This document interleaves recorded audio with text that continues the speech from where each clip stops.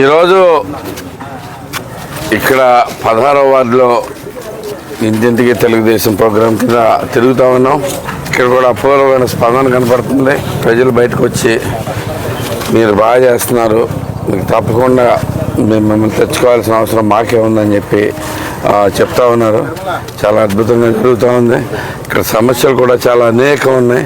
Drainage సమస్య కానీ, ఇంకా టిడ్కో ఇళ్ళ గురించి కానీ చాలా సమస్యలు చెప్తా ఉన్నారు. టిడ్కో ఇళ్ళు ఇంతకుముందు ఇచ్చిన వాళ్ళందరికీ డబ్బులు వెనక్కోకుండా అలాగే కంటిన్యూ చేసుకుంటా ఆ ఇల్లు వేరే వాళ్ళకి అమ్మేసుకున్నారని చెప్పేసి చెప్పడం అవుతుంది.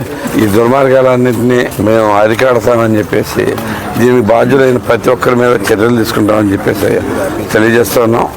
అలాగే నిన్న ఆంధ్రజ్యోతి విలేకరు మీద జరిగిన దాడిని తీవ్రంగా ఖండిస్తా ఉన్నాం. పత్రికా స్వేచ్ఛ పూర్తిగా నశించిపోయింది. అంటే మీ గురించి బ్యాడ్గా ఎవరు మాట్లాడకూడదా?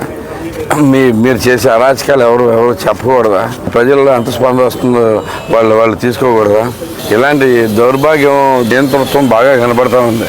సరే, ఏదో కుర్రాళ్ళు నా ఆవేశంలో కొట్టారు అనుకుంటే కాదు, ఇది ప్లాన్ ప్రకారం జరిగినట్టుగా అనిపిస్తూ ఉంది. ఎందుకంటే మా పనికిమాలిన ఎమ్మెల్యే మిగతా వాటికి ఏం చేయడు కానీ, ఇక్కడ అభివృద్ధి కార్యక్రమాల గురించి కానీ, ఇక్కడ వీటి గురించి కానీ మాట్లాడు కానీ, దేశంలో జరిగే అన్నీ నీకు కావాలి. అక్కడ కొట్టిన వాళ్ళని ఇంక రెచ్చగొడతా, మేము వస్తే కొడతాం, ఎవరినైనా కొడతాం. జర్నలిస్టులు కొడతా అన్న వాళ్ళు మీరే మనుషులే బాబు. మీకు సత్తా ఉంటే ఇక్కడికి వచ్చి నాలుగు జనాలు తిరిగి వాళ్ళే కొడతారు. నిన్ను జనాలు తిరగవు.